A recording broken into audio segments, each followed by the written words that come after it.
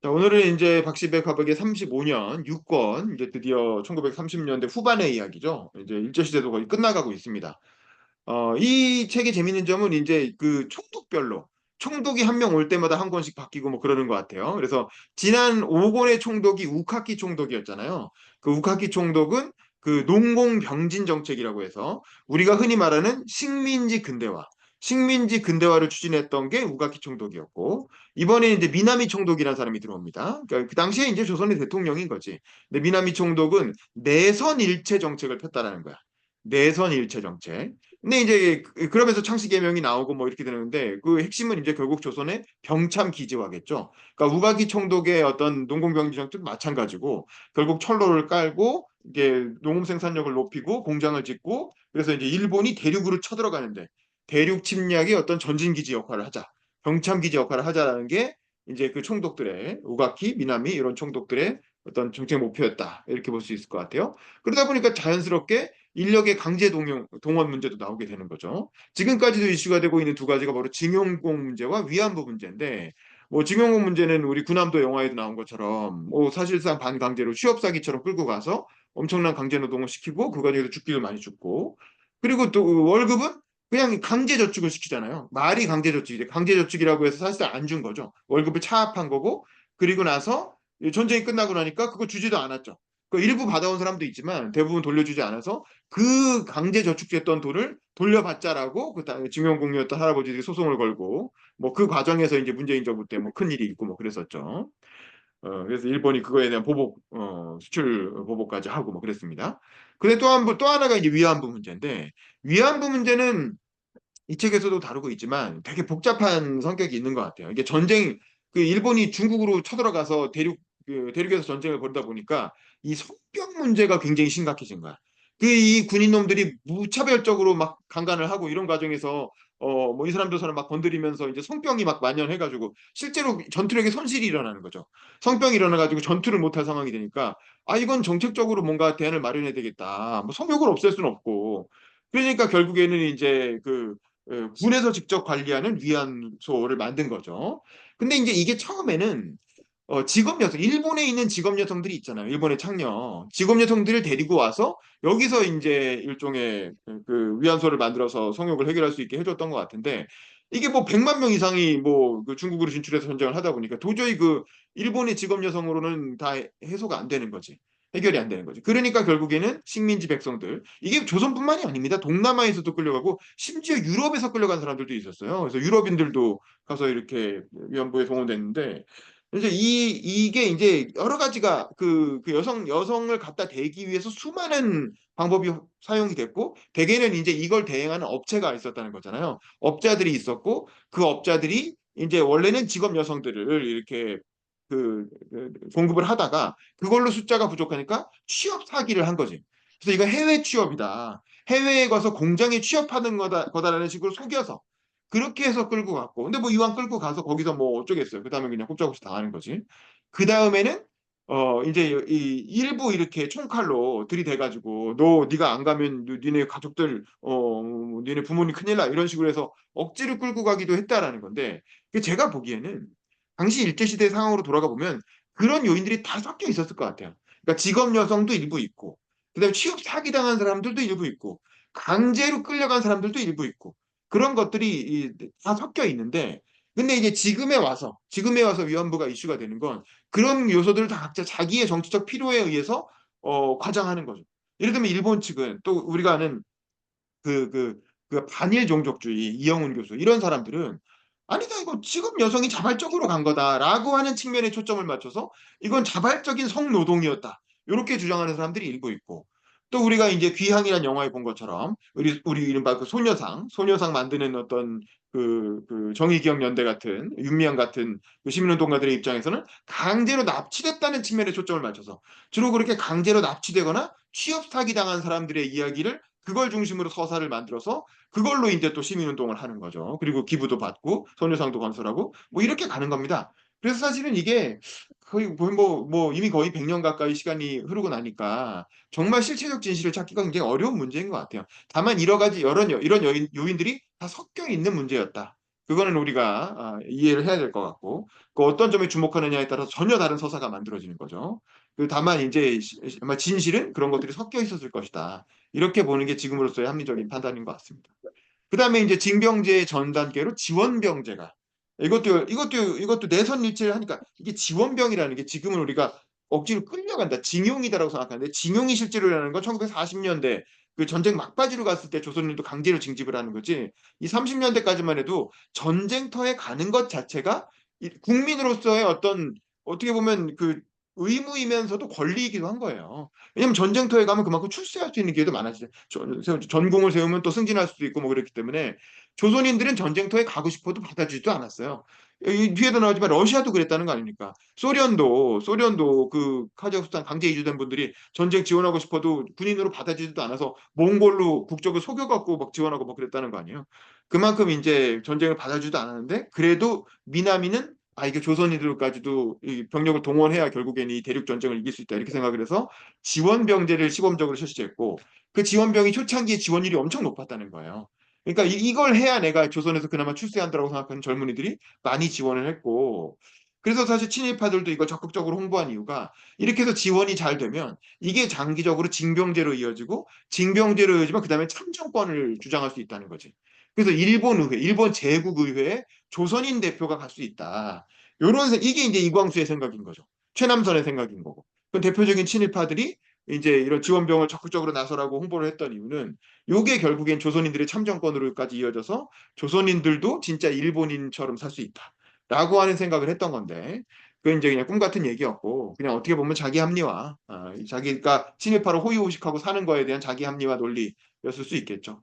다만 그렇고 요 타이밍에 이제 지원병으로 가서 군인이 된 사람들이 백선엽이나 박정희 같은 그런 사람들이고 박정희 얘기는 아마 1940년대 그 다음 권에서 좀 나올 것 같아요. 근데 박정희는 여기서 나오지 않지만 박정희는 이 당시에 이미 나이를 넘겼죠. 여기 보면 지원병이 16세에서 20세까지를 지원을 받는데 박정희는 이미 그 교사를 하다가 지원을 했기 때문에 20살을 훌쩍 넘긴 나이였어요. 그래서 원래는 지원병을 할 수도 없는 나이였는데 그 나중에 나오겠지만 혈서를 써가지고 손가락을 잘라서 혈서를 써가지고 그걸로 이제 감동을 받아서 그게 미담으로 소개가 되면서 늦은 나이임에도 불구하고 이제 군대에서 받아주는 그런 특별 채용 형식으로 받아주게 되죠. 그 얘기는 아마 다음 권에서 나올 것 같고. 그다음에 창씨 개명이 일어나게 되는데 창씨 개명은 이제 뭐 일본인을 만들겠다는 거죠. 그래서 뭐 되게 재밌는 그 에피소드가 많잖아요. 그 어떤 사람은 자기 이름은 그대로 두고 성만 바꾸는 경우도 있고. 그래서 그 윤치호는 치호라는 이름은 그대로 두고 성만 이토로 바꿨다는 거 아닙니까? 아마 이토 히로부미를 존경해서 그랬던 것 같아요. 그래서 이토 치호가 되고 그래서 이똥치호 이렇게 불렀다는 거 아닙니까? 농담으로 이토 치호 그런 경우도 있었고 또그 이광수는 제일 먼저 창씨 개명을 했대. 창씨 개명한 1호가 이광수라는 거예요. 그러니까 이광수는 정말 이제 친일로 아주 그냥 내달린 거죠. 아주 그냥 일본이 그 승리할 거라는 거에 대해 인생 자체를 베팅한 건데 아주 대실패를 하게 되고 마지막에 그 인생 말년에 아주 대망신과 치욕을 당하게 되죠. 역사에 아주 오명을 남기고 그거와 반대되는 인물이 여운형이죠. 여운형은 창씨 개명을 강요당하니까 그냥 나 상일도 안 하겠다 그냥 안 하고 살겠다 그리고 그냥 고향으로 내려가 버리잖아요. 그 고향이 양평에 있잖아요. 그래서 양평으로 내려가서 은거하면서 그 모든 사회 활동을 다 접고 스스로 이제 이렇게 은퇴를 하게 되죠. 은퇴를 했지만 은퇴하면서 조용히 이제 독립 이후를 준비를 하게 됩니다. 이런 것들이 이제 나오게 되고 또 조선일보와 동아일보가 폐간된 사건도 이때 나오죠. 이게 조선일보 동아일보는 좀 이따 나오겠지만 일장기 말소 사건 때 한번 정관됐다가 복관이 됐는데 그리고 나서 이 어떻게든 폐간 안 당해 보려고 열심히 로비도 하고 그 보면 송진우가 일본까지 직접 가서 막 로비도 하고 그랬대는데 결국에는 그 일본 당국은 조선일보 동아일보를 그냥 둘 생각이 없어요. 조선어로 나오는 신문 자체를 그냥 둘 생각이 없었던 거지. 그래서 결국 폐간을 시켰는데 재밌는 점은 그냥 폐간한 게 아니라 돈을 줬다는 거예요. 그래서 걔네들이 투자한 거에 대한 뭐 윤전기도 사고 막 그랬을 거 아닙니까? 그래서 그런 걸 못하게 하는 거에 대한 그 돈으로 보상을 해줬다는 거예요. 그래서 동아일보가 50만 원인가를 받고 조선일보는 80만 원을 받았다는 거야. 당시 돈으로 50만 원, 80만 원이면 엄청난 거액이죠. 그래서 사실 이게 그냥 나는 강제로 뭐 탄압돼서 폐간됐다 이렇게 생각하는 게 아니라 사실은 돈으로 보상을 해주고 폐간을 시킨 거였다. 그래서 매일신모라고 하는 유명한 그 친일지 그거 하나만 남고 이게 청독부의 기관지만 남고 다 조선어 신문은 다 없어지게 되는 거죠. 30년대 후반에. 그다음에 종교계도 싹 다 전향하는 얘기. 신사참배를 강요하니까 숭실학교 계열. 숭실학교가 북한의 조만식 계열이잖아요. 그래서 숭실학교 계열은 다 폐교해버리고 그 숭실학교가 나중에 한국으로 내려와서 만든 게 숭실대학교가 되는 거죠. 그 나머지는 거의 다 그냥 국가 행사다라고 이렇게 스스로 그 납득을 하면서 받아들여가지고 결국엔 개신교, 천주교, 심지어 불교까지 다 사실 신사참배를 받아들이게 됩니다. 그리고 나중엔 천도교도 사실 천도교가 3.1운동을 일으킨 종교인데 그 천도교마저도 이제 결국엔 전향을 해가지고 신사참배를 받아들이게 되는 그런 얘기가 나오고 유교는 아예 언급도 안 돼.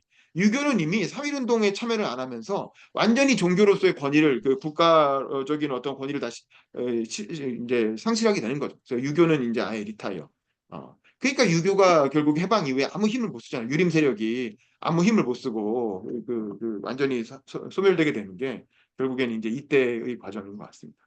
그 다음에 이제 그 수양동호회 사건과 흥업구락부 사건이 나오죠. 요건 재밌는 게 수양동호회는 안창호 계열의 조직이었고 흥업구락부는 이승만 계열의 조직이었다는 거예요. 그래서 수양동호회가 먼저 이광수가 중심이 돼서 안창호를 따르는 그 옛날에 그 신간에 했던 멤버들 이런 사람들이 모여서 이제 비밀 조직으로 일종의 안창호 그 후원 세력을 만들었는데 여기 비밀 조직이었지만 일제는 다 파악하고 있었다는 거죠. 근데 이게 이광수가 중심이었기 때문에 그 친일의 대명사인 이광수가 하는 조직이 뭐 별일 있겠느냐고 해서 크게 신경 안 쓰다가 나중에는 이제 안창호가 국내로 압송되면서 이제 감옥에 갔다가 결국엔 건강이 무너지고 이제 시름시름 앓다가 결국에는 이 수양동호회 사건이 다시 이슈화 되면서 끌려가가지고 한 6개월 옥고로 치르다가 그때 결정적으로 건강이 너무 악화돼서 거기 돌아가시게 되잖아요.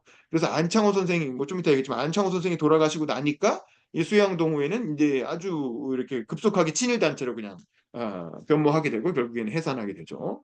또 안창호가 그렇게 국내에서 세력을 키운다는 소문을 듣고 이승만은 평생에 걸쳐서 안창호에 대한 라이벌 의식을 갖고 있었거든요. 여러모로 이승만과 안창호는 배경이 비슷하잖아요. 미국에서 시작한 것도 비슷하고 그 이렇게 또 임시정부 초기에 관여했던 것도 비슷하고 그래서 안창호 세력이 국내에서 뭘 한다는데 그 윤치영이라고 해서 나중에 이제 해방 이후에도 국회의원으로 활동하는 윤치영 그 윤치영을 시켜가지고 그 조선에서 우리도 뭐 조직을 만들어야 되지 않겠냐 그래서 이제 안창호는 서북파 이른바 이제 북한 쪽에 계신 분들 서북파 중심으로 그 조직을 꾸렸다면 이승만은 기호파 그 서울과 경기도죠 기호파 중심으로 조직을 꾸려서 흥업부라는 걸 만들었지만 흥학부락부는 그야말로 양반 출신의 어떤 조선의 기득권 세력 중심의 모임이었고 윤치호 씨가 그러니까 이광수와 함께 양대 친일파죠. 친일파의 양대산맥이라고 할 수 있는 윤치호가 그 이똥치호, 그 이토치호, 윤치호가 흥학부락부를 이끌었기 때문에 이것도 뭐 금방 친일 조직이 되어버린다는 거죠. 그래서 이제 그 두 조직에 대한 얘기가 살짝 나오고 사실 저는 요 타이밍에서 가장 안타까운 건 안창호의 죽음이에요. 38년에 제가 그때 말씀드렸잖아요. 우리가 독립운동사에서 윤봉기를 얻고 안창호를 잃은 거예요. 사실 윤봉길 의거가 없었으면 안창호는 안 잡혔을 겁니다. 안창호가 안 잡히고 중국에서 조용히 있다가 해방 이후에 귀국했으면 안창호는 막강한 그 대통령 후보가 됐을 거예요. 그리고 미국이 내세울 수 있는 최고의 카드였을 거예요. 왜냐면 안창호는 미국에서 활동했고 주요 지지 기반이 미국에 있었고 심지어 안창호 자식은 안필리빈가는 미군으로 그 입대해가지고 미군 장교로 2차 대전에 참전을 하잖아요. 그러니까 사실은 미국에서 가장 믿을 수 있는 그러면서도 어떤 수국파였기 때문에 북한 지역까지 아우를 수 있고 거기다가 이제 좌파들과도 좌익 세력과도 어떤 친분 관계가 있었기 때문에 사실은 어떤 남북과 좌우를 아울러서 조선을 통일시킬 수 있는 조선의 분단을 막을 수 있는 가장 유력한 카드였다. 근데 이제 이 안창호 그때 윤봉길 의거로 인해서 체포가 되고 국내로 압송돼서 고문을 당하고 결국엔 수명이 단축되신 거죠.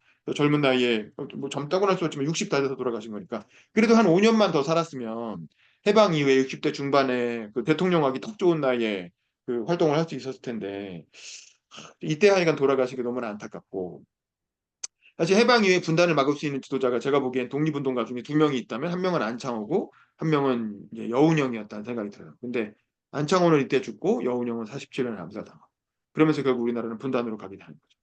김구는 사실 저는 분단을 막을 수 없었을 거라고 봐요. 그 얘기는 좀 이따 할게요. 자, 어쨌든 그렇고. 그다음에 일장기 말소 사건이 벌어지죠. 일장기 말소 사건이 벌어지면서 사실은 이제 그 송기정의 그런 안타까운 심정, 뭐 이거 송기정 자체가 여운형의 사살을 받은 사람이었고 여운형이 조선체육회 회장을 하면서 그 송기정과 같은 마라톤 영웅들을 길러냈고 손기정, 남승용, 우리가 얼마 전에 1947 보스톤이라는 영화에서도 봤잖아요. 이제 그런 분들이 그분 민족 의식을 기본적으로 가진 상태로 마라톤을 뛰었고, 그래서 이제 미넨 올림픽에 가서 우승을 하면서 이제 그 이렇게 받은 월계수 그 화분으로 일장기를 가리잖아요.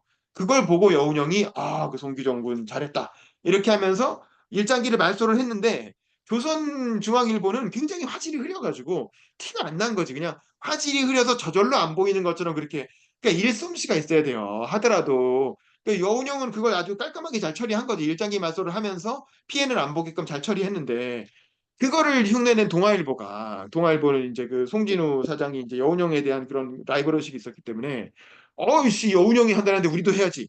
야, 그러면 그 티나게 지운 거지. 티나게 이렇게. 이게 화질이 좋은데 너무 티나게 지우니까 원본 사진이랑 바로 비교가 되잖아요. 그러니까 일제 당국에서 딱 걸려갖고 이게 뭐야 이렇게 가지고 두드려 맞고 결국 동아일보 정관되고, 동아일보가 그런 거 보니까 조선중앙일보도 그런 거 아니야? 라고 해서 들여다보니까 아니나 다를까. 거기서도 이제 그 화질 흐린 걸 이용해서 안 보이게 처리한 게 티가 난 거죠. 그래서 결국 조선중앙일보까지 정관되고, 그 동아일보는 나중에 겨우 싹싹 빌어갖고 복관이 되는데, 조선중앙일보는 아마 창씨개명 이슈도 있고 뭐 그랬겠죠. 그래서 그냥 정관 안 하고 포기하고 그냥 폐간으로 가게 되죠. 그리고 여운형은 이때 고향으로 낙향을 해서 은퇴를 하게 됩니다.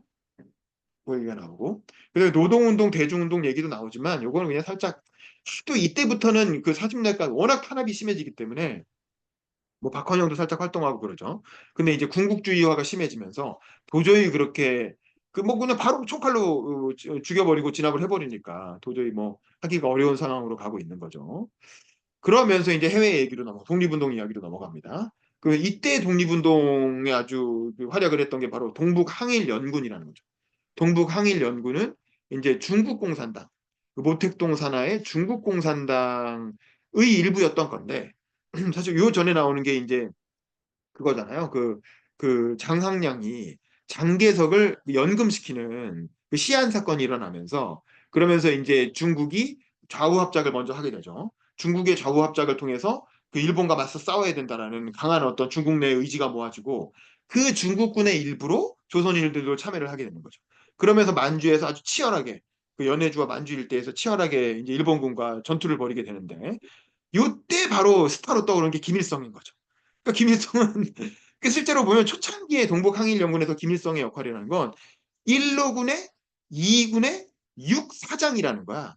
그러니까 군단장도 아니고 1로군도 아니고 사장. 그러니까 수많은 한 열 몇 개 되는 사장 중에 아주 쬐끔 작은 그 한 100명 단위의 아주 작은 부대를 이끄는 그 부대장이었던 거예요. 그러니까 뭐 대위? 지금 군대 계급으로 치면 뭐 대위 중위 요쯤이나 될까?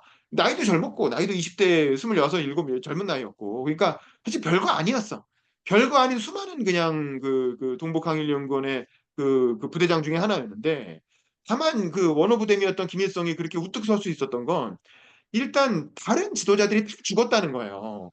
다 그 교전 과정에서 사망하거나 사살되거나, 혹은 이제 변절해 갖고 투항하거나, 독립운동 포기하거나 이러면서 다른 지도자들이 다 사라지고 나니까 끝까지 살아남아서 어떤 이렇게 투쟁을 했던 김일성이 결국에는 이제 그 위너가 되게 북한을 먹게 되는 거죠. 이제 그게 있고, 그 과정에서 지난 책에서 다뤘지만 김일성의 장점은 뭐냐? 일단 젊은 나이와 체력이 워낙 좋다 보니까 그 추운 겨울에 그 백두산을 누비면서 연해주 만주일대를 누비면서 무장 투쟁을 할 수 있었던 거고, 그다음에 친화력이 굉장히 좋았다는 거예요. 그 사람이 성격이 되게 좋아서 아주 이렇게 주변에 사람들을 쫙 이렇게 끌어모으는 그런 리더로서의 친화력이 있었다는 거고, 또 유창한 중국어 실력. 중국어를 아주 유창하게 잘해요. 왜냐면 중국군이잖아요. 이건 중국군의 일부로 독립운동을 한 거거든. 그러니까 그래서 이제 중국 장교들하고 관계가 아주 좋았다는 거지. 그래서 중국인들이 보기에 김일성에게 되게 호감을 가졌다는 거죠. 그래서 사실은 그런 어떤 살아남아서 끝까지 버틸 수가 있었다라는 걸 우리가 한번 생각해 볼 수가 있을 것 같아요. 자, 그다음에 이제 김일성이 스타로 떠오르는 게 보천보 전투잖아요. 보천보 전투. 보천보라는 건 사실 그 국경지대에 있는 작은 마을이고, 김일성이 한 80명 정도의 부대를 이끌고 가서 아무도 그 없는 거예요. 그러니까 군 경찰밖에 없는데 그 주재소에 경찰 몇 명 있는 조그만 파출소를 불태운 사건이죠. 거기 해가지고 뭐 실제로 죽은 사람도 몇 명 안 되고, 그 파출소 불태우고 나서 주민들을 모아놓고 연설을 했다는 거예요. 김일성이 연설을 하고 그냥 도망갔어. 그리고 나니까 일본군이 이놈 봐라 이렇게 이제 그걸 진압을 하러 쫓아갔겠죠. 쫓아가는데 일본군하고 만주군이 같이 연합한 군대가 쫓아갔는데 매복하고 있다가 그 군대와 교전을 벌여가지고 만주군은 한 50명 정도 사상자가 나오고 일본군은 5명 정도 사망했다는 거예요. 그러니까 독립운동사의 수많은 그 전투를 생각해 보면 대단한 사건은 아니야. 그냥 이제 국내에 진공 작전을 폈다라는 거. 그리고 이제 그 진압군을 일부 이렇게 그 진압군을 잘 물리쳤다, 격퇴했다. 요 정도의 사건인 거죠. 그러니까 그냥 뭐 그런 일도 있었네 하고 넘어갈 정도의 사건인데 요게 요 사건 이후에 일본이 발끈하고 그 이렇게 진압을 이렇게 그 쳐져 나가는 과정에서 조선광복회라고 하는 그 김일성도 속해 있던 그 광복운동 단체가 수면 위로 드러나면서 그 수십 명이 그 100명 가까이가 체포되고 그 중에 무려 6명이 사형을 당하고 4명이 무기징역을 당하고 그 십수명이 그 10년 이상의 장기형을 당했다는 거예요. 10년 이상 당하면 그 옥살할 가능성도 크다는 거죠. 그러면서 결국엔 이 보천보 사건이 일으킨 나비 효과는 실제로는 그 연해주 일대 독립운동 세력을 일망타진하는 그래서 사실은 득보다는 실이 훨씬 큰 사건이었다는 거예요. 일종의 어떤 모험주의적 무장 행동으로 인해서 독립운동가들이 괴멸되는 그 조선광복회라고 하는 독립운동 세력이 괴멸당하는 사건이었기 때문에 그렇게 대단한 그 좋은 일이 아니었다는 거예요. 독립운동사의 큰 맥락에서 봐도 실이 더 큰 사건이었다는 거야. 그런데 여기서 반전이 일어나는 거죠. 왜냐하면 동아일보 때문에 동아일보가 이게 일장기 말소 사건으로 폐간됐다가 다시 복관이 되면서 그걸 만회하려고 뭔가 이렇게 큰 단독을 터트려야 되잖아요. 그러니까 이 보천보 사건을 집중 보도를 한 거야. 사실 동아일보가 보도 안 했으면 이런 일이 있었는지도 모르고 넘어갔을 사건이에요. 왜냐면 그런 식의 어떤 교전은 수도 없이 많았기 때문에. 근데 이거를 그 지역에 취재하던 양일천이라는 기자가 아주 집요하게 취재를 해가지고 보천보 사건의 처음 시발부터 그 이후에 있었던 일들, 뭐 격퇴, 뭐그 사건, 그 뭐 조선인 광복회 사건까지 그 이후에 있었던 그리고 그 이후에 김일성 그 세력, 김일성 부대가 어떤 활약을 했는지를 계속 후속 보도를 한 거야. 그러면서 김일성 해가지고 자꾸 김일성이 조선에서 알려지게 된 거예요. 그러니까 결국 김일성은 누가 만든 거예요? 동아일보가 만든 거예요. 동아일보가. 동아일보가 그렇게 끈질기게 후속 보도를 하지 않았으면 김일성이란 이름이 그렇게 알려질 일이 없다는 거죠. 그러니까 사실은 동아일보도 약간 이 책임을 져야 돼요. 사실 김일성이라는 인물을 스타로 만든 거에 대해서 책임을 져야 되고 그래서 이게 이제 국내에서 유명해지니까 심지어 여운형 선생이 야 진짜 그런 일이 있었어? 왜냐면 이제 영의원도 조선일보, 그 조선중앙일보 언론사를 경영했던 넓게 보면 언론인 출신이잖아요. 그래서 본인이 거기 보천보까지 가가지고 실제로 그 불탄 파출소를 직접 확인을 했다는 거예요. 그래서 가보고 아 이거 사실 맞구나라고. 그리고 나서 돌아와가지고 그 양평 일대 그 지역 주민들하고 이렇게 저녁에 술 먹으면서 이렇게 만찬을 하고 뭐 파티를 했다는 거 아닙니까? 그러니까 이제 그 정도로 보천보 사건이 국내에 미친 영향은 컸던 것 같아요. 그러니까 그 사건 자체는 별거 아닌데 그게 동아일보를 통해서 국내에 알려지면서 조선 그 김일성이라는 사람이 아주 스타로 젊은 스타로 떠오르게 됐고 조선 또 새로운 독립운동가의 어떤 상징으로 떠오르게 됐고 그래서 김일성의 후원자인 그 나중에 김일성 비적수계 김일성 회견기라는 것까지 단독 인터뷰로 동아일보에 실리잖아요. 그러니까 김일성을 인터뷰한 건 아닌데 김일성을 후원했던 김정부라고 하는 노인이 있었다는 거예요. 그 당시에 이제 그 연해주 그 지역의 부자 노인이 김정부라는 분인데 그 김정부라고 하는 노인을 인터뷰를 해가지고 그 김정부를 통해서 김일성은 이런 사람이다라고 이렇게 그 인터뷰한 내용이 나갔다는 거죠. 참 신기한 뭐 그런 건데 여기 보면 그 인터뷰에서 김정부 노인이 그 김일성에 대해서 어떻게 회고를 하냐 하면 뭐 이런 식으로 김일성은 어떤 사람입니까? 여기 보면 120쪽에 물어보니까 후리후리한 키, 우락부락한 목소리, 음성을 보아 고향은 평안도인 듯 예상보다 연령은 너무나 젊어. 20대 중반 26살 뭐 이러니까 혈기방장한 30 미만의 청년이라고. 그는 만주어에 정통하고 어디까지 대장이란 표적이 없고 복장과 식사까지 하졸과 한 가지로 기거를 같이 하고 감고를 같이 하는데 그 감화력과 포용력이 있는 듯 보였어. 그러니까 그 우리가 알고 있는 김일성의 젊은 시절의 모습을 이 사람 이런 사람의 인터뷰를 통해서 이렇게 알려지게 되는 거죠. 말미에 양일천은 이렇게 쓰고 있다. 김일성 비적 수계인 그는 골격이 여물어 보이고 말 잘하고 배심 있어 보이는 그 나이에 비해 노숙해 보이는 그는 마적 대장이라 지칭함이 그럴듯해 보이더라고 김몽은 여러 차례 말했다. 그러니까 이게 뭐예요? 이게 사실상 김일성 띄워주는 기사잖아요. 김일성을 엄청나게 그 비적이라고 욕을 하면서도 사실상 김일성을 띄워주는 기사를 계속 쓴 거예요. 동아일보가. 그러면서 사실 김일성을 스타로 만들었다라는 겁니다. 그래서 저는 이런 면에서는 이게 언론이 만들어낸 스타 정치인이 아니냐, 김일성도. 예, 그런 면에서 사실은 여운형과 비슷한 이제 그런 느낌도 있는 거죠. 그러니까 뭐 그렇고. 그다음에 이제 이렇게 하니까 이 동북항일연군이 열심히 싸우다 보니까 그러니까 결국 일제의 강력한 토벌을 불러오게 되죠. 그 일제도 당연히 난리가 나가지고 엄청나게 토벌을 하려고 했겠죠. 그러니까 요때 만들어진 게 간도 특설대라는 거예요. 간도 그 악명이 자자한 간도 특설대가 이때 만들어졌고 아주 아주 극악스럽게 그 토벌을 했다는 거예요. 그래서 막 죽어가면서 같은 조선인인데 조선인끼리 그렇게 극악스럽게 그러니까 정말 그 이 자기의 출세를 위해서였는지 아니면 이게 정말 조선에 도움이 되는 거라고 생각했는지 모르지만 진짜 극악하게 토벌을 했다는 거고 요때 활약한 게 김백일 장군이라는 사람이죠. 그 김백일이 요때 간도 특설계 초창기부터 참여해가지고 열심히 조선 그 항일 유격 때 토벌에 앞장섰고 요 사람이 나중에 일일 군단장인가 해방 이후에 6.25 때 군단장을 하면서 북한하고 맞서 싸워서 또 영웅으로 떠오르잖아요. 근데 이 사람은 그 한국 전쟁 중간에 돌아가시죠. 한독 비행기 타고 비행기 사고로 돌아가시면서 그렇게 되는데 이 김백일 장군도 이 간도특설대 출신이고 이 백선엽도 이 간도특설대 출신이긴 한데 백선엽이 인관에서 부대에 부임한 건 1943년이에요. 그러니까 30년대가 이 간도특설대의 전성기고 항일유격대가 치열한 교전을 했던 건 1930년대 후반 우리가 이 책에서 다룬 이때 얘기고 그러니까 김백일을 그걸로 비판할 수 있어. 근데 백선엽은 43년에 임관했기 때문에 사실상 이때의 항일유격대 토벌에 적극적으로 참여했다고 보기는 어려울 것 같아요. 40년대는 이미 항일유격대는 퇴조했고 다 소련 땅으로 넘어갔던 시기잖아요. 그래서 실제로 만주에서 별로 활약을 안 했던 시기였기 때문에 그냥 이제 순찰은 했겠지. 순찰은 하고 뭐 있나 이렇게 했겠지만 박정희는 44년입니다. 박정희가 임관했던 건 44년이고 백선엽은 43년이에요. 그래서 백선엽이나 박정희는 이때 완전 청년 초급 장교였고 요 사람들한테 요 책임을 묻기에는 저는 조금 무리가 아닌가 싶어요. 그래서 근데 이제 백선엽이나 박정희가 해방 이후에 워낙 거물이 됐고 그 워낙 그 사람들이 했던 군사 독재 민주운동 하시는 분들이 반발을 했기 때문에 이놈이 그 나쁜 친일파들이다라고 해서 뭉뚱그려서 비판을 하는 거지. 사실 엄격하게 행위로만 놓고 보면 43년, 44년에는 사실 이국대 활동 자체가 없었어요. 사실상.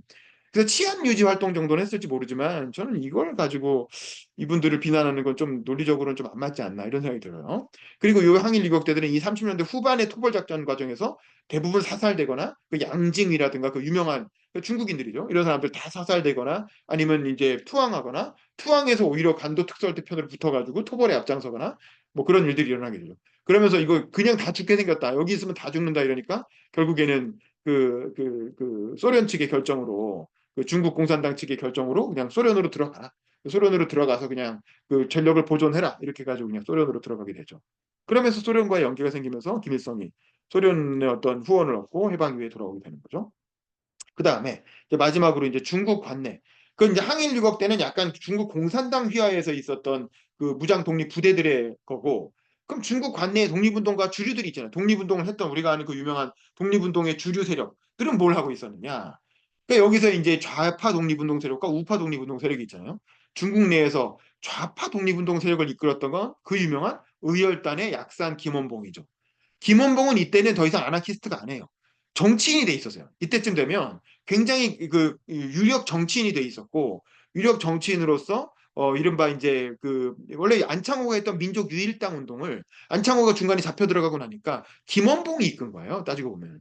김원봉이 그걸 받아들여서 이른바 민족혁명당이라는 걸 만들게 되는 거죠. 그 민족혁명당 안에는 수많은 다양한 세력들, 특히 임시정부에 실망해갖고 임시정부를 버리고 떨어져 나왔던 수많은 독립운동 세력들이 결국엔 김홍봉 히어로 들어가는 거야. 그래서 민족혁명당이라고 하는 넓은 의미의 어떤 연합정당을 만들어서 거기서 이제 활동을 하게 되는데 그 중심에는 그 의열단 세력이 가장 인원도 많았고 독립운동으로서의 어떤 명망도 되게 컸고 왜냐하면 유명한 사건들이 많았잖아요. 그래서 그 의열단 세력을 이끄는 김원봉이 중심이 돼서 민족혁명당을 만들게 되고 그게 독립운동의 큰 흐름을 만들어냅니다. 근데 이 김원봉을 결국 누가 지원했냐? 이건 재밌게도 장제스가 지원했다는 거야.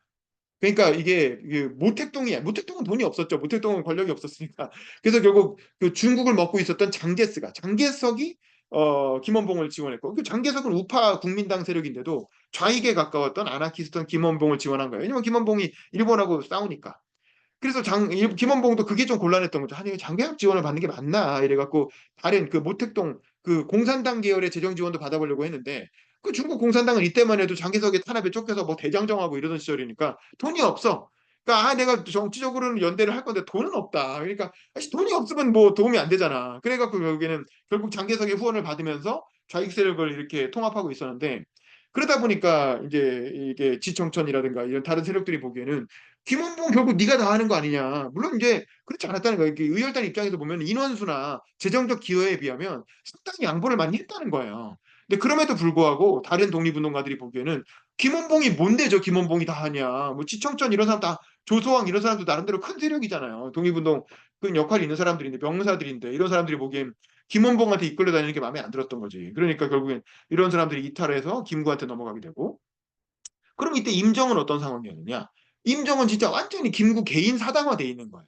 임정의 그래서 같은 독립운동가들은 다 이탈했고 그때 이제 뭐 창조파니 뭐 민족유일당 운동이니 안청호부터 이탈했잖아요. 그래갖고 이제 임정은 정말 임정을 지켜야 된다고 생각하는 아주 소수의 특히 이제 그 우직한 김구가 만든 한인애국당 그 이봉찬 윤봉길 그 한인애국당의 그 이봉찬 윤봉길 의거로 인해서 한인애국당에 모여든 청년 세력들이 김구 선생을 이렇게 지지하면서 김구를 지지하는 청년들만 남아있는 그런 앙상한 조직이 됐는데 문제는 요거가 남아있고 또 장개석이 김구를 적극적으로 후원해요. 왜냐면 그 윤봉길 사건 때문에 그 감동해갖고 장개석이 또 김구를 후원한 거예요. 그러니까 이게 재밌는 게 중국에서 독립운동하는 세력들은 다 장개석의 후원을 받은 거예요. 결국에는. 김원봉도 장개석 돈으로 독립운동했고 김구도 장개석 돈으로 독립운동한 거예요. 그러니까 우리가 해방되고 나서 장개석한테 대한민국 훈장을 줍니다. 장개석 부인한테도 주고 우리가 잘 모르는데 그 송미령 뭐 이런 사람들 다 우리 대한민국에서 훈장 받아요. 해방되고 나서 왜냐하면 독립운동을 사실상 후원한 게 장개석이거든. 그래서 우리가 대만하고 국교를 90년대까지 이어가잖아요. 그러다가 노태우 정부 때 대만하고 국교를 끊고 중국하고 국교 정상을 하는데 우리가 대만하고 그렇게 국교 정상을 오래 한 이유는 장개석이 사실상 우리나라 독립운동의 최대 후원자였던 거예요. 근데 이게 잘 생각해 봐야 돼. 해방 이후에 미군정이 임정을 인정 안 한 이유가 뭐겠어요? 임정을 조직으로서 인정하지 않고 개인 자격으로 이렇게 시키잖아요.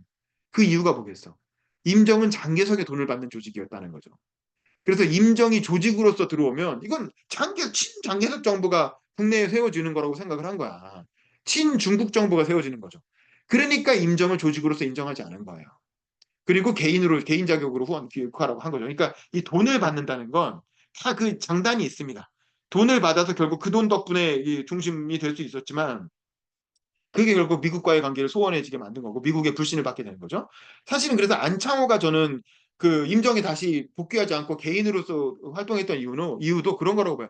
이게 임정으로 들어가면 결국에 이제 김구와 갈등하게 되고 김구 뒤에는 장개석이 있는데 장개석과 이 문제가 갈등이 생긴단 말이야. 그리고 또 나중에 안창호는 기본적으로 미국의 지지 기반이 있는데 미국과 어떤 갈등이 생길 거라고 본 거지. 그래서 저는 안창호가 임정으로 복귀하지 않고 개인 자격으로 활동을 했다고 봐요. 그래서 결국에는 해방 이후에 결국에 미국과의 관계를 통해서 한반도를 풀어가야 되는데 위험하지 않을까 싶어서 아마 임정으로 합류를 안 했던 게 아닌가 싶은데 어쨌든 그래서 결국에 김구는 어떤 그 개인 그 장개석의 돈과 청년들의 지원을 가지고 임정을 복원해 나가는 거죠. 그래서 임정이 그리고 아까 말한 민족혁명당 내에서 김원봉한테 삐져갖고 또 이탈한 사람들이 할 데가 없으니까 결국 김구한테 오는 거야. 왜냐면 김구는 돈이 있으니까. 그 돈은 결국 장기석한테 나온 거고. 그러니까 결국에 김구 쪽으로 넘어가서 김구가 이제 조소왕이니 지청천이 이런 사람들을 이삭죽기를 하는 거죠. 그러면서 그런 사람들을 모아갖고 한국 독립당이 원래 한국 국민당이었는데 한국 독립당이라고 하는 그 임정 산하의 정당을 만들게 되죠. 그러니까 한독당 세력이 되는 겁니다. 그렇게 해서 결국에는 우파의 임정을 중심으로 한 김구가 큰 세력을 형성하게 되고 좌파에서는 김원봉이 세력을 형성하게 돼서 이른바 양김씨가 이게 독립운동가의 양김시대예요. 독립운동 시대. 이에서 김원봉과 김구는 거의 좌파와 우파를 상징하는 그 양대 독립운동 세력인 거야. 그래서 결국에 둘 다 장개석의 돈을 받잖아. 그러니까 장개석이 야야 그냥 니네 어차피 항의를 할 건데 항의라는 건데 왜 니네끼리 싸워? 그냥 니네 그냥 합작을 해. 그래서 같이 독립운동해. 그래갖고 결국에 이때 김구와 김원봉이 만나죠. 김원봉이 만나서 그 한국 이른바 그걸 하게 됩니다. 같이 그 동포들에게 보내는 서신을 발송을 하게 돼요. 그러면서 이게 양김 협상, 양김 협상이 일어나게 되고 근데 그 전에 이제 김구가 어쨌든 그 지청천 조성을 거들어서 독립운동단체를 우파 내에서의 독립운동단체를 만드니까 이거에 불만을 품은 이윤환이라는 조선혁명당의 이윤환이라는 사람이 그 협상장에 난입을 해가지고 권총으로 다다닥 그래서 총으로 막 총기 난사를 해버립니다. 이때 지청천도 총에 맞고 김구도 총에 맞는데 심지어 김구는 가슴에 총에 맞았다는 거예요. 그래서 많은 사람들이 야 이때 김구 선생이 죽는다라고 생각을 했는데 기적적으로 살아났다는 거예요. 그래서 그때 야 이게 김구 선생은 총알도 비껴간다. 가슴에 총을 맞았는데 살아나니까. 그래가지고 역시 대단하다 하면서 김구의 전설이 이렇게 시작되게 되고 또 한편으로는 김원봉은 이때 위기를 맞게 되죠. 그러니까 그 좌익을 다 통합해내긴 했는데 이 의열단 계열이 너무 그 이렇게 주도하는 거에 대해서 다른 독립운동을 이탈하고 의열단 내부에서도 반발이 일어나게 되는 거죠. 의열단 내부의 반발은 뭐냐면 최창익이라는 사람이 이끌게 되는데 이게 뭐냐면 의열단은 기본적으로 이제 혈기방장한 젊은이들이잖아요. 빨리 일본하고 싸우고 싶은 거야. 뭐 테러를 하든 전쟁을 하든 일본하고 싸우고 싶은데 아까 말한 것처럼 항일 유격대가 만주 지역에서 막 일본하고 전쟁을 하고 있는 게 막 소식이 들리잖아요. 그러니까 의열단에 모인 청년들이 아니 우리도 빨리 가서 일본하고 싸우자. 왜 여기서 지금 정치질이나 하고 앉아 있는 거냐? 우리 이러려고 독립운동하는 거냐? 아니 지금 만일 만주에서는 항일 유격대가 막 투쟁을 하고 있다는데 만주로 가자. 그 동북면으로 가자. 라고 하는 이제 이른바 어떤 그 무장행동주의자들이 나타나게 되는 거죠. 이걸 최창익이 이끌면서 이제 그 김원봉의 리더십에 도전하는 거죠. 근데 김원봉은 이미 그걸 다 해봤잖아. 그러니까 아니 지금은 그럴 때가 아니야. 좀 있으면 해방될 텐데 이제는 우리가 세력을 키워야 돼. 세력을 키워서 정치적으로 그 미래를 준비해야 돼라는 게 김원봉 합리적인 생각이죠. 근데 최창익 같은 사람들은 젊은이들 끌고 가겠다 하니까 결국에는 한 30명 정도가 이탈을 해가지고 떠나버리잖아요. 근데 그 당시에 독립운동가들 몇 명이 되는데고 30명이 이탈한 거는 굉장히 크죠. 의열단의 핵심 세력이 이탈해버린 거니까. 그러면서 김원봉도 타격을 받게 돼. 그러니까 이제 힘의 기울기가 김구 쪽으로 기울게 되는 거죠. 그런 상황에서 김구와 김원봉이 합작을 하게 되는 겁니다. 요 얘기가 우리가 영화 밀정에 보면 중경에 김구가 있는데 김원봉이 찾아가잖아요. 그래갖고 거기서 만나는 장면이 나오잖아요. 그게 이제 요때쯤의 상황인 거예요. 그래서 이제 김구와 김원봉이 만나서 일종의 좌우합작, 일제시대판 좌우합작을 하게 되는 거죠.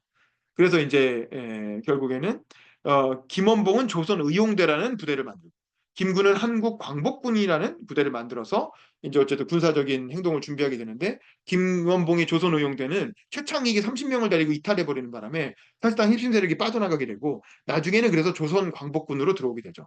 그래서 김원봉은 조선광복군의 사령관은 지청천이고 김원봉은 아마 부사령관으로 아마 들어오게 될 거예요. 그러니까 원래 좌파를 다 통일해냈던 그 위상에 비하면 굉장히 약화된 채 김구 휘하로 들어오게 되죠. 그러면서 이제 40년대로 넘어가면 김구 산하의 조직으로 다 통일이 됩니다. 근데 그거는 그 다음 건에서 한번 자세히 다룰 것 같고 이때까지는 김구와 김원봉이 대등하게 어떤 독립은 조선 동포에게 보내는 공개통신을 이제 이렇게 내세우는 것까지 얘기가 나오죠. 그리고 마지막으로는 이제 그 러시아 연해주 지방의 그 탄압받는 얘기가 나오죠. 안타깝게도. 이 연해주 탄압에서의 가장 큰 빌런은 스탈린이에요. 그 스탈린 진짜 나쁜 놈이에요. 이 사람 진짜 우리 조선인들한테 진짜 나쁜 놈이야. 그러니까 조선 사람들은 정말 그 연해주 보면 이제 놀라울 정도로 잘 살아요. 그러니까 기본적으로 연해주에서 조선인들이 아주 잘 정착을 해가지고 조선인들이 근로가 근면하잖아요. 열심히 농사를 져갖고 그 생산량 농사의 전문가들이에요. 그때 조선인들은 어딜 가든 농사를 잘 지어요. 그러니까 완전 농사의 전문가들이고 아주 근면성실하고 그래서 생산력도 많이 내고 또 학교를 뭐 엄청나게 짓고 도서관도 짓고 막 그랬다는 거 아닙니까? 그래갖고 아주 번듯한 그 정책촌을 만들어 놨는데 이 스탈린 이놈이 스탈린은 기본적으로 소련 안에서도 엄청나게 숙청을 해가지고 자기 혁명 동지들 싹 다 죽이잖아요. 그 스탈린 뭐 트로츠키도 죽이고 뭐 카메네프니 뭐 유명한 그 혁명 지도자들 다 죽이는데 이뭐 불신의 아이콘이야. 스탈린이라는 사람은 기본적으로 굉장히 남을 불신하고 그 의심하고 그런 의심과 불신의 아이콘이었기 때문에 고려인들도 의심한 거죠. 왜냐면 고려인들이 자기들이 보기엔 일본 사람하고 분간이 안 가니까 생긴 게 우리 일본 사람하고 똑같이 생겼잖아요. 솔직히 윤지가 일본 사람이라고 한들 그리고 일본말 잘하면 누가 그걸 알아보겠어요. 그러니까 우리 생긴 거 다 일본 사람이랑 똑같잖아요. 그러니까 이 소련 놈들이 보기엔 다 일본 놈이랑 똑같고 이들이 간첩 활동하면 자기들이 어떻게 할 수가 없으니까 그냥 다 일본 놈이라고 생각을 해가지고 연해주에 사는 그 고려인들을 그 싹 다 그 강제 이주를 시키는 거죠. 그래서 그 일본하고 부딪힐 일이 없는 저기 이렇게 그 카자흐스탄 뭐 이런 지역으로 강제 이주를 시키니까 정말 건실하게 번듯하게 지어놨던 집 농사 지은 거, 뭐 학교, 뭐 도서관 다 포기하고 그냥 간단한 짐만 싸들고 시베리아 횡단 열차를 타고 가야 했고 한 30일 뭐 한 달 가까이 이주를 하는 과정에서 그 안에서 애기들도 죽고 노인들도 죽고 수도 없이 아까운 그 노약자들이 다 죽어나가고 그다음에 또 하나는 독립운동가들도 그 공산당에 참여해서 활동하고 있는 독립운동가들도 죄다 공산당 스파이로 몰아갖고 싹 다 숙청해서 죽여버리잖아. 하긴 소련인들 자기들 러시아인들도 죽이는 판에 고려인들 뭐 살려뒀을 리가 없죠. 그러니까 괜히 좀 똘똘하고 말 좀 잘하고 좀 배워가지고 그 지역의 지도자다 싶은 사람들 이때 싹 다 죽어나가는 겁니다. 그러니까 결국엔 김일성 같은 사람밖에 안 남게 되는 거죠. 사실 일대 이 그 공산주의계의 독립운동가들이 살아 있었으면 김일성이 북한에서 그렇게 리더십을 행사할 수가 없죠. 김일성보다 훨씬 똑똑하고 말도 잘하고 지식인 인텔리 그룹들이 수도 없이 많았는데 그 사람들을 소련이 싹 다 죽여버린 거예요. 그리고 무식하고 말 잘 듣는 김일성 같은 그 이렇게 항일 유격대 출신들만 남겨서 걔들을 데리고 이제 한반도로 조선으로 북한으로 들어오게 되는 거죠. 그 여기 보면 우리가 독립운동 초창기에 나왔던 문창범 문창범도 이때 그 간첩으로 몰려갖고 그 감옥에서 옥사하잖아요. 그 대한국민의회 의장까지 했다. 예, 문창범은 대단한 사람이잖아요. 왜냐하면 우리가 상해 임시정부를 만들 때 상해 임시정부 왜 경쟁 조직이 대한국민의회였던 거거든. 그러니까 의회 정부를 만들어서 거기에 의장까지 했던 사람인데 이 사람도 감옥에서 옥사하고 그래서 상해파, 이르쿠츠크파 할 것 없이 우리가 전에 얘기했던 공산주의 계열의 독립운동가들이 이때 소련에 의해서 싹 다 수총돼서 죽어버립니다. 참. 그리고 문창범의 라이벌이었던 이동휘, 임정의 초대 국무총리였던 이른바 임정의 3대 거물이죠. 삼거도. 이승만, 안창호, 이동휘. 이 세 명이 사실 임정을 만든 그 3대 거두라고 할 수 있는데 이 그때 삼거두 중에 한 명이었던 이동휘도 이때 죽는데 다만 이동휘는 1935년 1월 그러니까 이 본격적인 숙청이 일어나기 전에 자연사한 거죠. 나이가 많아서. 그래서 오히려 그게 개인으로서는 다행이었는데 문제는 이때 장례식에 참가했던 사람들이 그걸로 불벼락을 맞아갖고 아니 도대체 이동희 선생이 돌아가셨는데 장례식 참가하는 게 당연하지. 그게 뭐가 문제입니까? 근데 그 장례식 참가했다는 것 때문에 너 파벌주의자다. 근데 이제 이게 파벌주의자로 몰려갖고 진짜 아까운 공산주의자들이 싹 다 또 소련에 의해서 숙청 뭐 총살되고 머리에 두건 쓰고 이마에 총 맞아갖고 총살돼서 죽어버리게. 그러니까 진짜 너무 안타까운 죽음들이 너무 많았죠.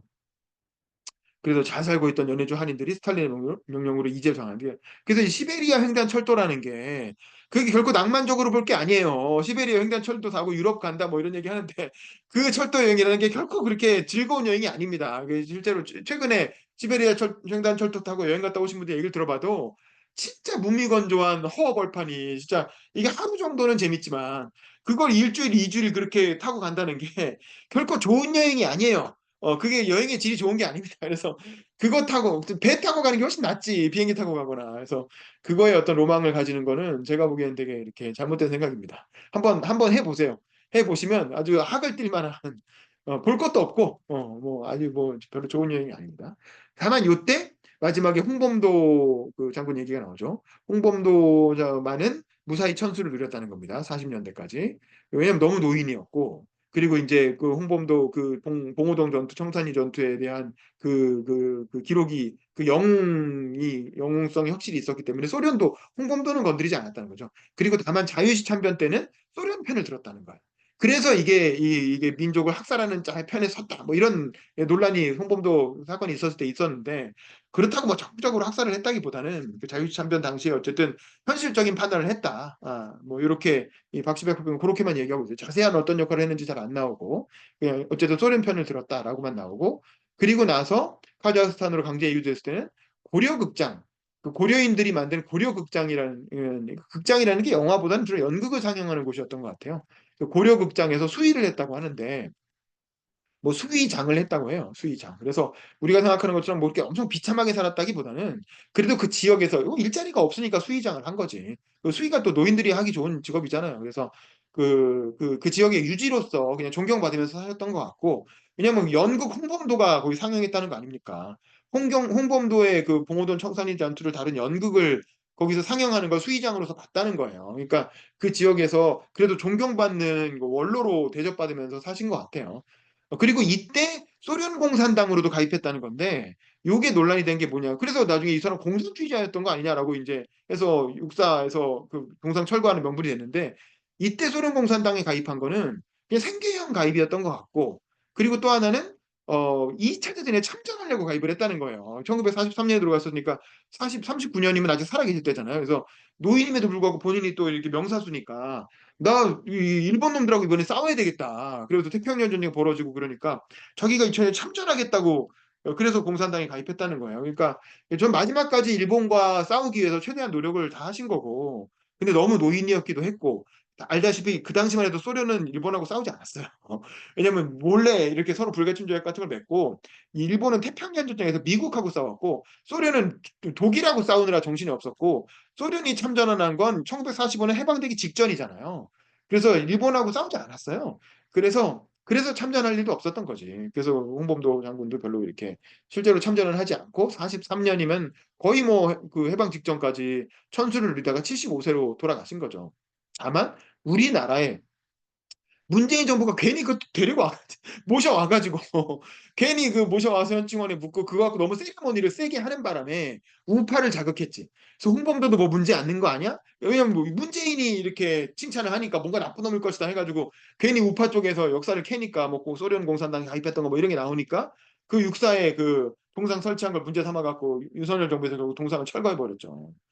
에휴, 그러니까 아유, 하여간 저는 참 못할 짓을 했다. 양쪽 모두.